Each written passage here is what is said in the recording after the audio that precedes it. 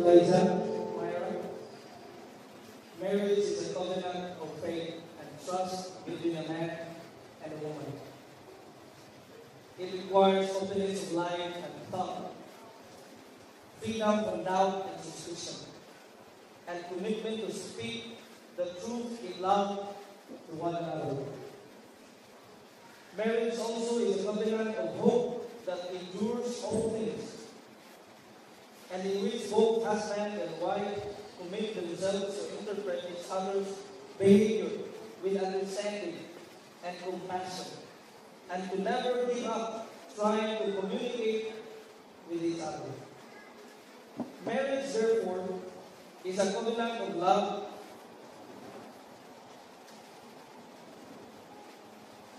in which both husband and wife empty themselves of their own concerns and take upon themselves the concerns of each other as they love and care for one another. Myra and Elijah, do you both come freely and without reservation, deciding to commit yourselves to one another in this covenant of marriage? Yes, we do.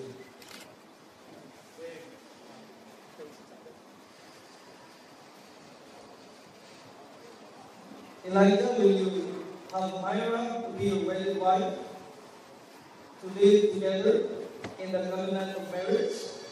Will you love her, comfort her, honor and keep her in sickness and in health, and forsaking all others?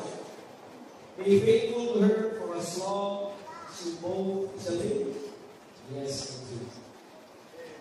Myra, will you have Elijah to be your wedded husband, to live together in the covenant of marriage? Will you love him, comfort him, honor him, and keep him in sickness and in health, and forsaking all others, be faithful to him as long as you both shall live? Yes, I do. Real love is something beyond the warmth and glow, the excitement and romance of being deeply in love. It is caring as much about the welfare and happiness of your marriage partner as about your own. But real love is a total absorption in each other. It is looking outward in the same direction. Together, it should be together. Love makes burdens lighter because you divide them. It makes joys more intense because you share them. It makes you stronger so you can reach out and become involved with life in ways you may not risk alone. So marriage and home are built upon the foundation of the sublime dedication known to the human heart, that of unselfish love and heavenly affection. Ruth, speaking to her mother-in-law, with many tears and deep searching of heart, giving up her native home and country and people, she spake of that dedication in these immortal words: "Entreat me not to leave thee, or to return from following after thee. For whither thou goest, I will go, and where thou lodgest, I will lodge. Thy people shall be my people, and thy God my God. Where thou diest, I will die, and there will I be buried. The Lord will show to me, and more also, if all but death part thee and me." This can also be your commitment to one another this way.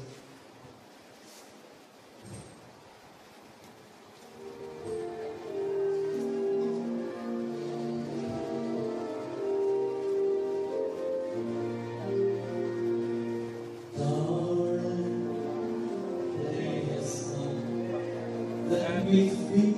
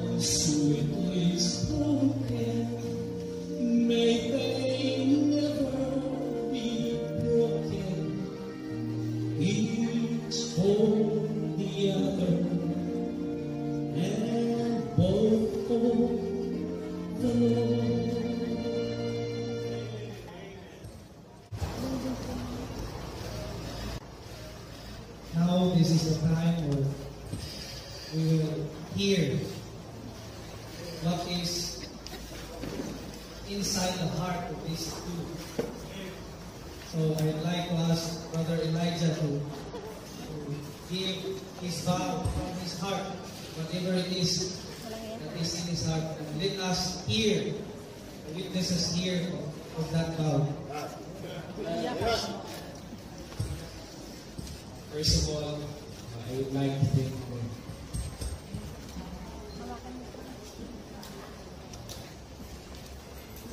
I praise and thank the Lord for the love of God. It's been 5 years that God has present. I came here, I didn't write any words, and I prayed God. Give you the right words. For me to express so much love. You know, it's time that we get each other far beyond that. It's a covenant. It's a covenant between us and God that only then can make us. And I praise and thank you, Lord, for this. I do believe the time when I say I love you, I do believe God is with me. Amen. You're the lost people.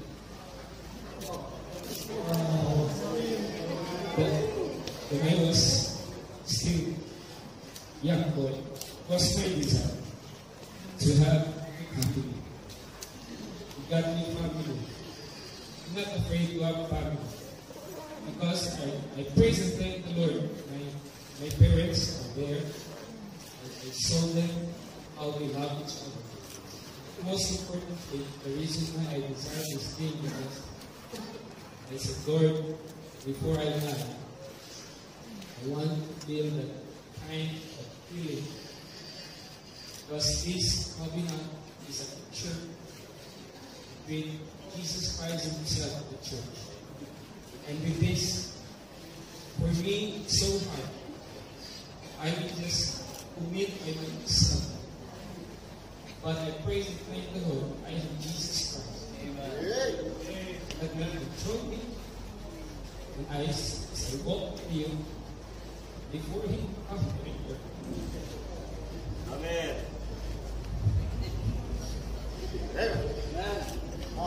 He can face our husband. With joy in our heart. And we will be able to see that is like so, I love you. Amen. It's Myra's turn.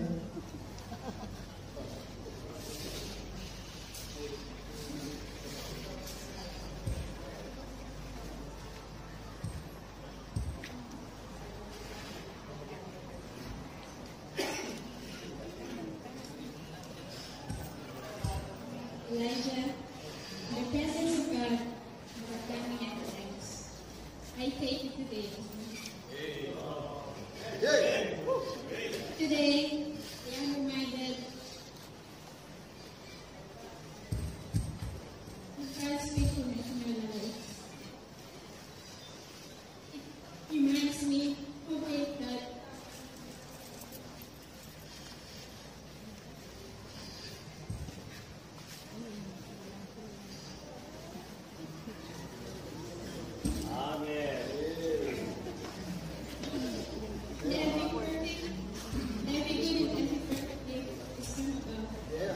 besides the gift of salvation, we are the most precious people.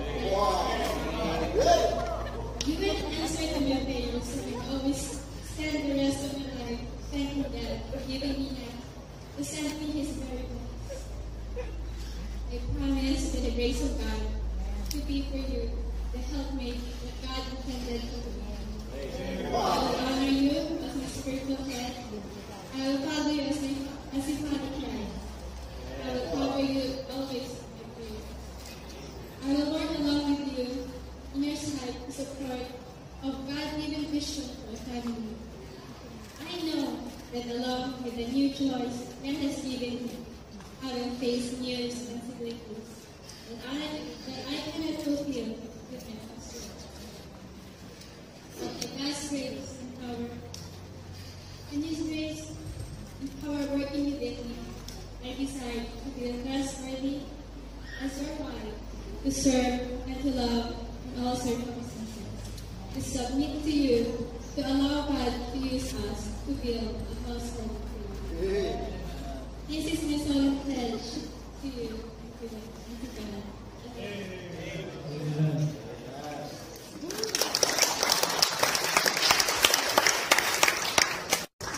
Is there a topic for this vow? Yes, there is. What is it?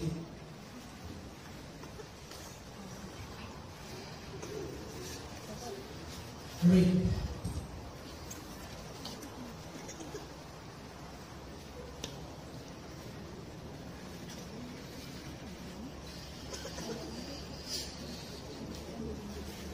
In all ages and among all people, the ring has been a symbol of that which is measured, which is precious, and that which is very beautiful and adorable thing that we can have. The ring symbolizes the love that Elijah and Myra have with each other. So if we can see, a ring is a circle. It's a circle. It means a love that is endless. will always go round and round and round in sickness and health. For richer and for poor, there is always love. And usually it's made of gold. And gold represents that the ring is very precious. It's expensive. But when you look at a gold, or if we go to the goldsmith and everything, the ring would not be that shiny without going through the fire. So it speaks of a test in life. As we go through the fire, the love is still there. So it's precious. And not only that, it speaks of ownership, just like some other things that we have, or animals, they put something that signifies ownership. For husband and wife, the ring represents ownership. It means that if Myra is putting her ring, means somebody owns her. And nobody would do something to her because he is owned by somebody, and that is Elijah. Hey. And that is Elijah is going around going around places, and he puts the ring on his finger. And then some of the ladies that can see Elijah, oh, this is a handsome man, but he is owned. He is owned by somebody. Yeah. So, as you wear this ring, it's a reminder of each of you. For Elijah, it's a reminder of Myra. For Myra, it's a reminder of Elijah. So,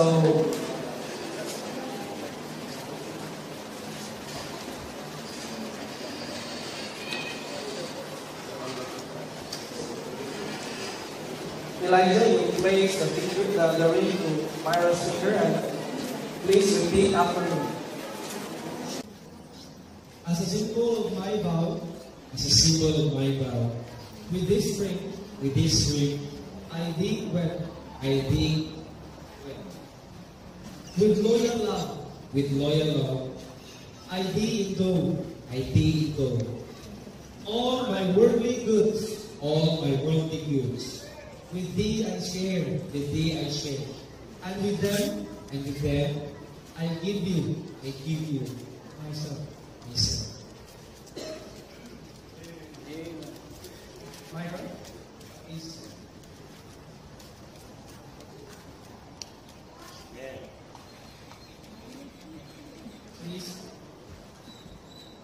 please repeat after me. As a symbol of my vow, with this ring, I thee wed, with loyal love, I thee endow, all my worldly goods, with thee I share, and with them, I give you myself.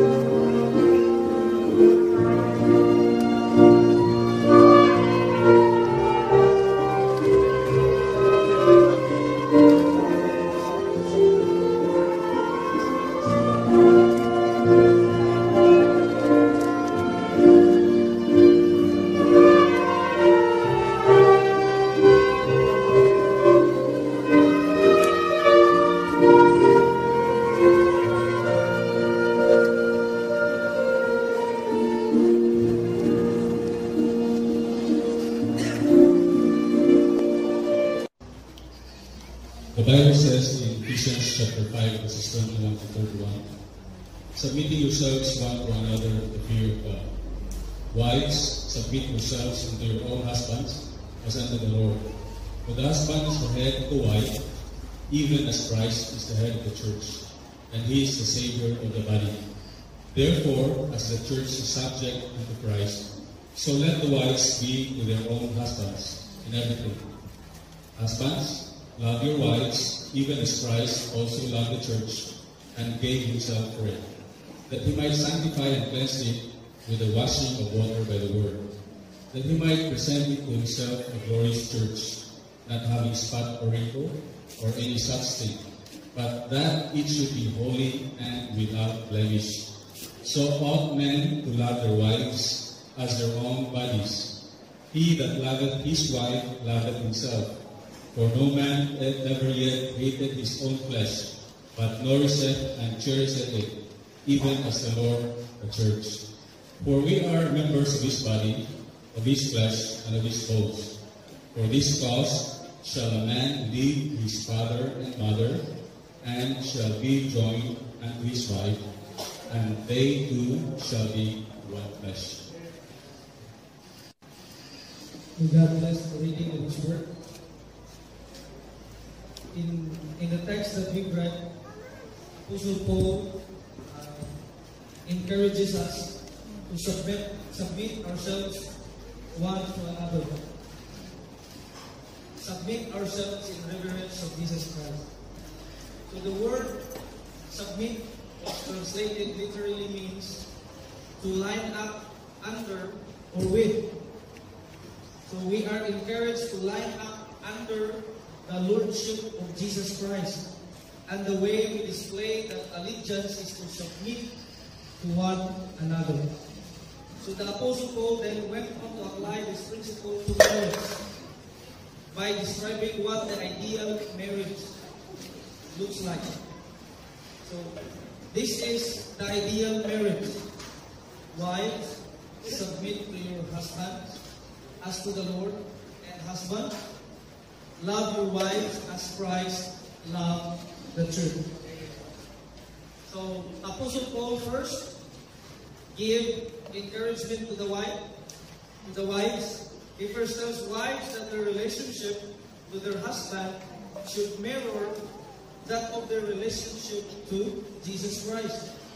He specifically says to submit to your husbands as to the Lord, and note that first, what Paul is not saying, he is not saying, wives, give in to your husbands every whim. Or he is not saying, wives, become an urmak, or wives, become nobody. He is not saying, wives, you are a second-class citizen in relationship to your husbands. No, he is not saying that. That is not the relationship Christ expects with His people. Having won each and every one of us by His love. So, our Lord has invited us to line up with Him. It means to submit is to line up with Him, to agree with Jesus Christ. And not only to agree with Him in saying that we agree with Him, we agree with Him in His Word. We agree with Him in His will. So that's submission. And then he goes to the husband. He says to the husband, love your wife as Christ loved the church. He did not say give them anything what they asked. He says that we are to love our wives with Christ-like love. We should be willing to sacrifice ourselves for their good. They should feel so confident of our love and devotion. And that's the way Christ loved the church. Any organization which functions with more than one head is in trouble. Any time the church mistakenly thinks that we know best for ourselves and can function without the leadership of our Lord Jesus Christ, we run in trouble. So in marriage, it's like a wrestling. It crystals. Like ladies wants to know we are not under the husband. Yes, you are not under the husband. You just have to submit to in line with your husband. And husbands, we will not look at our wives just like, oh, anything that I want you to do, you should do it because the Bible says you submit to me. But isn't anything that we want in line with the Word of God? And if it's not, then how can the wife submit to the husband? So, we love our wives, we set ourselves as an example. So husbands, it is our responsibility to provide an environment where our wives will know our love and be completely secure in it. Do nothing which would cause them to question or doubt your devotion to your wife. In everything, cause them to be certain that you respect and cherish them. This will mean that we have to set aside our personal agendas from time to time, just as Christ did for us. You remember? Jesus Christ humbled himself. He came down into this world and he just accept that he has nothing, even if God owns the universe. But he came into this world as nothing, so that he can show us his love. So that's husbands should love our wives. It's sacrificial love. It's a love that goes beyond what eyes can see. Amen. It's a love that goes beyond what you feel. It's love until death. So,